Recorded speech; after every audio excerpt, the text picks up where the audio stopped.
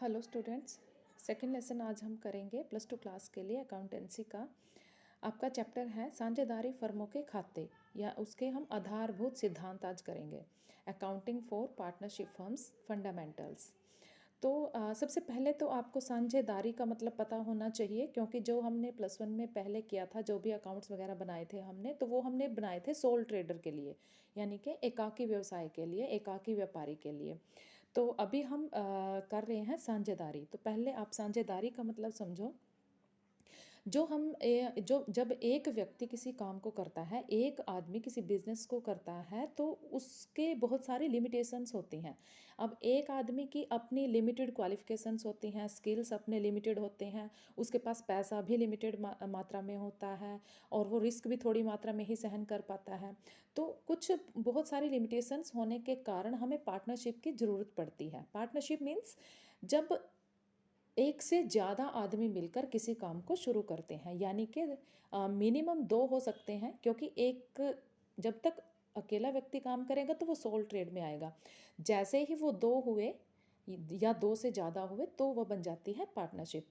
तो जब दो या दो से ज़्यादा व्यक्ति मिलकर किसी काम को लाभ कमाने के उद्देश्य से शुरू करते हैं, तो उसको हम बोलते हैं पार्टनरशिप या साझेदारी। और इसकी ज़रूरत क्यों पड़ी, जैसे हमने अभी पढ़ा कि सोल ट्रेड की या एकल व्यापारी की एकल व्यवसाय की कुछ लिमिटेशंस होती हैं। तो उन लिमिटेशंस से ऊपर उठने के लिए, उनसे उनको दूर करने के लिए हमें पार्टनरशिप या साझेदारी की आवश्यकता पड़ती है।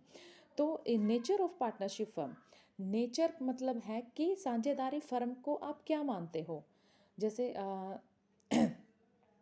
पीछे हमने अकाउंट्स के नेचर पढ़े थे। उसमें अकाउंट्स के टाइप्स पढ़े थे पहले, तो फिर उनकी नेचर पढ़ी थी कि जो नॉमिनल अकाउंट है, पर्सनल अकाउंट्स हैं, इस तरह से, तो उनकी उनके अकॉर्डिंग नेचर हम बताते थे। तो इसी तरह हम पार्टनरशिप की नेचर बताएंगे अब। तो जो फर्म की साझेदारी फर्म की नेचर होती है, इसको हम एक सेपरेट बिजनेस एंटिटी मान सकते हैं, बट सेपरेट लीगल एंटिटी नहीं मान सकते। सेपरेट बिजनेस एंटिटी का मतलब तो ये है कि इसका साझेदारों से अलग अस्तित्व होता है, कि कोई भी साझेदार आता है जाता है, उसका फ़र्क नहीं पड़ता। एक चला जाएगा, दूसरा आ जाएगा, दूसरे के बाद तीसरा आ जाएगा इस तरह से।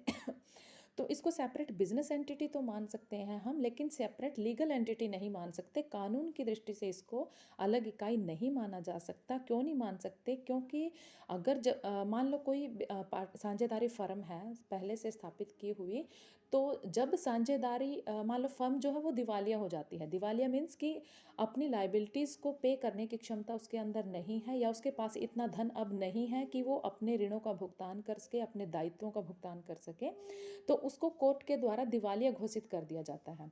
तो ऐसी सिचुएशन में अगर कोई साझेदारी फर्म दिवालिया हो जाती है, तो उसके साझेदारों की पर्सनल एसेट्स, जो व्यक्तिगत संपत्ति होती है, उनको बेचकर भी कोर्ट उसके दायित्वों का भुगतान कर सकती है। इसलिए जो है कानून उसको एक सेपरेट लीगल एंटिटी नहीं मानता। ठीक है। तो इसकी नेचर अगर पूछता है कोई, तो नेचर में आप क्या बताओगे? सेपरेट बिजनेस एंटिटी तो आप बोल सकते हो, but partnership firm is not a separate legal entity. Clear है? नेक्स्ट है, इसकी एक डेफिनेशन है। डेफिनेशन में आपकी बुक में जो भी डेफिनेशन दे रखी होगी, और ये partnership act, Indian partnership act 1932 के अकॉर्डिंग डेफिनेशन दे रखी है, वो बेस्ट है इसकी डेफिनेशन। वो डेफिनेशन आप इसकी कर सकते हो। Partnership is the relation between persons who have agreed to share the profits of a business carried on by all or any of them acting for all. यानी कि साझेदारी उन व्यक्तियों का पारस्परिक संबंध है जो किसी ऐसे व्यवसाय के लाभों को बांटने के लिए सहमत हुए हैं, जो उन सब के द्वारा या उनमें से किसी एक के द्वारा सबकी ओर से संचालित किया जाता है या चलाया जाता है। सारे पार्टनर्स के लिए नहीं पॉसिबल होता कई बार मैनेजमेंट में पार्टिसिपेट करना, तो वो किसी एक को या दो मेंबर्स को उसके संचालन का काम सौंप देते हैं, तो वो भी आपकी पार्टनरशिप कहलाएगी। नेक्स्ट आती हैं इसके फीचर्स बोल सकते हो आप, कैरेक्टरिस्टिक्स बोल सकते हो, या असेंशियल एलिमेंट्स बोल सकते हो। साझेदारी के मुख्य लक्षण, मूल तत्व या विशेषताएं। सबसे पहले है टू और मोर पर्सन्स। ये अभी आपको क्लियर हो चुका है कि जैसे ही एक से ज़्यादा आदमी हुए तो पार्टनरशिप बन जाती है, बट उसके लिए लिमिटेशंस क्या है कि एक से ज़्यादा होने चाहिए, मिनिमम दो, कम से कम दो, और मैक्सिमम जो है 50 से अधिक साझेदार नहीं हो सकते।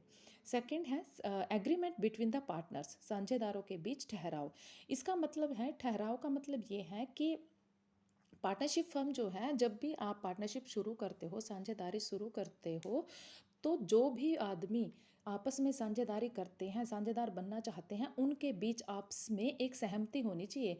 ये नहीं है कि एक अगर चार आदमी मिलकर काम करना चाहते हैं तो उनमें से एक आदमी जो है, जो बाकी तीन की शर्तों से, रूल्स रेगुलेशन से एग्री नहीं करता, तब आप पार्टनरशिप को शुरू नहीं कर सकते। तो अगर चार आदमी या तीन आदमी मिलकर साझेदारी फर्म बनाना चाहते हैं तो उन तीनों को सेम रूल्स रेगुलेशंस को फॉलो करना पड़ता है। और ये जो है आपका एग्रीमेंट जो है ओरल में भी हो सकता है और रिटन में भी हो सकता है, बट जो रिटर्न में ज़्यादा अच्छा रहता है, क्योंकि उसमें आपके पास सबूत हो जाता है कि हाँ, हमने हमारे बीच ये एग्रीमेंट हुआ था। आप रिटर्न का जो प्रूफ है वो कोर्ट में भी दिखा सकते हो किसी मिसअंडरस्टैंडिंग या डिस्प्यूट होने की सिचुएशन में।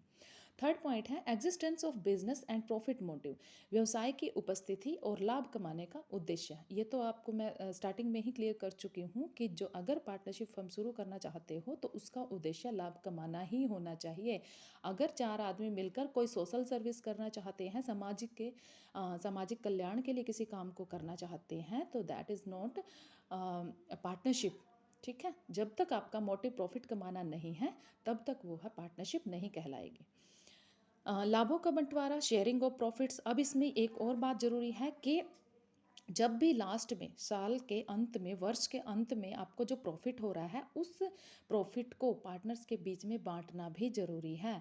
जितना भी आपको प्रॉफिट होता है, आपके जो एक्सपेंसेस वगैरह हैं उनको माइनस करने के बाद इनकम जो आती है आपके पास, इनकम में से टोटल जो प्रॉफिट बचते हैं, उन प्रॉफिट्स को आपस में सारे पार्टनर्स बांट लेते हैं। और नॉट इवन प्रॉफिट्स की अगर लॉस भी हो रहा है तो उस लॉस में भी वो सारे के सारे पार्टनर्स भागीदार होने चाहिए। प्रॉफिट और लॉस दोनों में ही उनका रेशो हो सकता है, जो आपको क्वेश्चन में रेशो दे रखा होता है, अनुपात, जो भी अनुपात रहेगा, जरूरी नहीं है इक्वल हो, इक्वल भी हो सकते हैं। वो absence of the partnership deed, अगर पार्टनरशिप डीड उनके बीच में, ये मैं नेक्स्ट आगे इसको एक्सप्लेन करूँगी, अभी ये ज़्यादा हो जाएगा। तो अभी आपके लिए सिर्फ ये जानना जरूरी है कि जो भी लाभ या हानि होते हैं प्रॉफिट बिजनेस में, उन सब में भागीदार होना जरूरी है सभी साझेदारों का। ये इसकी विशेषता है। स्वामी और एजेंट का संबंध, relationship of principal and agent.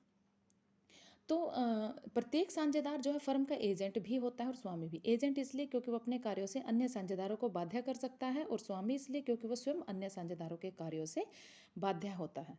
ठीक है। ऑनर इसलिए स्वामी क्यों है, वो उसने कैपिटल लगाई है, वो प्रॉफिट्स में से हिस्सा ले रहा है। और एजेंट क्या है कि वो अपनी पार्टनरशिप फर्म को चलाने के लिए, उसकी प्रमोशन के लिए काम करता है, बाकी साझेदारों के अकॉर्डिंग ही रूल्स को फॉलो करता है, उनके अकॉर्डिंग उसको चलना पड़ता है, और खुद के अकॉर्डिंग औरों को चलाना पड़ता है, तब वो स्वामी बन जाता है। ठीक है। व्यवसाय का संचालन सभी द्वारा या सभी की तरफ से कुछ साझेदारों द्वारा किया जा सकता है। Business carried on by all or any of them acting for all. ये भी मैंने अभी ऊपर बताया था कि अगर चार व्यक्ति मिलकर साझेदारी का काम कर रहे हैं तो उनमें से या तो वो चारों के चार संचालन का काम कर सकते हैं, मैनेजमेंट के काम को देख सकते हैं, या उन चारों की आपसी सहमति से कोई एक या दो व्यक्ति ही संचालन का काम देख सकते हैं। ठीक है।